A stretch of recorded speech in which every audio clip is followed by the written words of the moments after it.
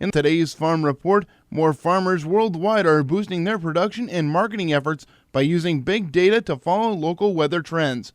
Rod Bain with the USDA reports. Farmers and ranchers, you have always kept an eye on the weather, whether it comes to timing in your operation, taking advantage to increase productivity, or marketing your crops.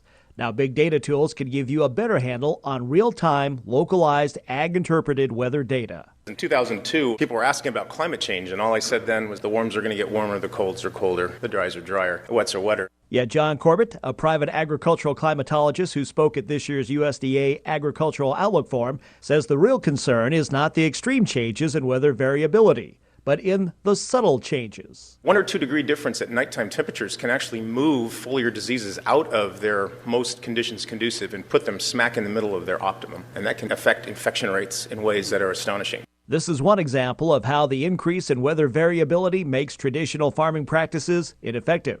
The counter is big data accessibility to make location and time-specific field-level decisions that can optimize your productivity.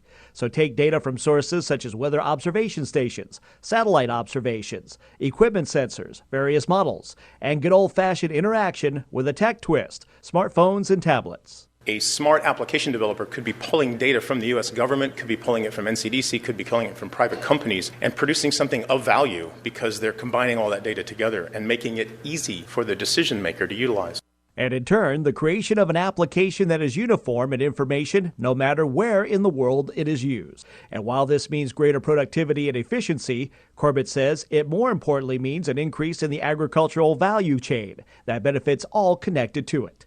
For example, when a farmer can tell the local grocery store his produce will be available, so the store managers can plan sales and advertisements around its availability. Another example. If the weather shifts, some of the crop zones have moved 300 miles. Imagine if you had all the data and you could actually tell somebody, well, that variety is now suitable over there. Isn't that what they said? This is what these data do. This is big data. I'm Rod Bain reporting for the U.S. Department of Agriculture in Washington, D.C.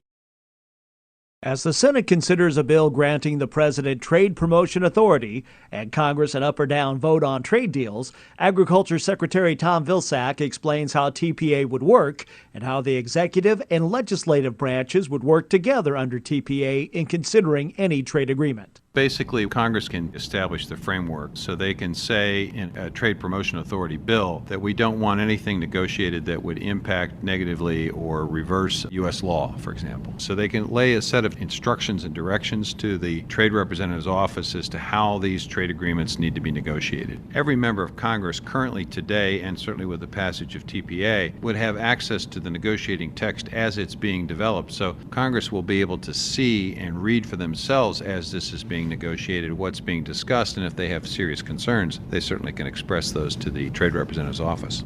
I'm Rod Bain reporting for the U.S. Department of Agriculture in Washington, D.C.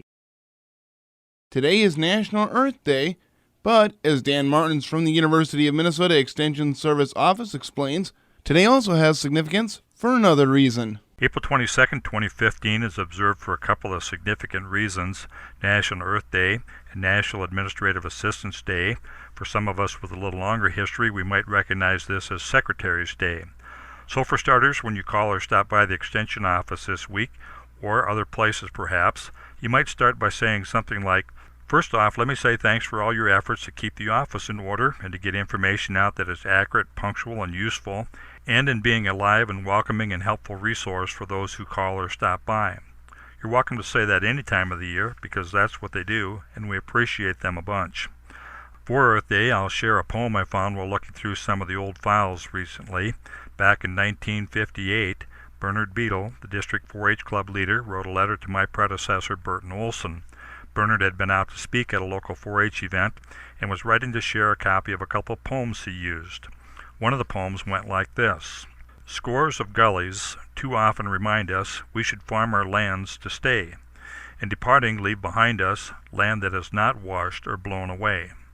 When our sons or daughters assume the mortgage on the land that saw our toil, they'll not have to ask the question, 'Here's the farm, but where's the soil?'" A week ago last Sunday, my wife and I visited relatives in the Twin Cities. It was a warm and windy day, and coming back through Monticello and Becker and north on Highway 25 toward Foley, there was a lot of soil in the air. Wherever there was a noticeable amount of crop residue on fields or rye growing from last fall, the fields were holding pretty well. This can be a problem on heavier soils as well as sandy soils. With heavy rains in the spring of 2013 and 14, I saw and heard from several farmers with concerns about sheet and gully erosion on fields. Spring is always challenging during a short span of time after fields are worked and planted and before the crop itself is up enough to prevent wind and water erosion. I compliment farmers on many different soils in our area for planting fall cover crops like winter rye that greatly reduce wind erosion issues and making use of other tillage and management practices that can protect and improve the soil. For my first 14 years of life, our family lived on a farm with soil that blew easily, and Dad dreaded the windy days in spring when fields were bare. He planted fields in narrow strips of corn, small grain, and hay, and did whatever he could to hang on to whatever precious topsoil was there. He worked hard to pay for the land and to scrape out a living on land where that was not an easy task. He knew that he could not afford to see soil blown or washed away. We are fortunate for the work continuing to be done by NRCS, SWCD, water conservation districts, U of M research, and most of all farmers to discover and implement practices to take care of soil and water resources. I'm Dan Martins with U of M Extension. Thanks today for the care you give to soil and water wherever you live and work. Kraft Foods has announced that starting in January, it will no longer make its original macaroni and cheese with artificial preservatives or synthetic colors, replacing the chemical dyes with colors derived from natural sources such as paprika, annatto, and turmeric. The company has pointed out that all box shapes have no artificial flavors, preservatives, or synthetic colors since it started making the changes back in 2014.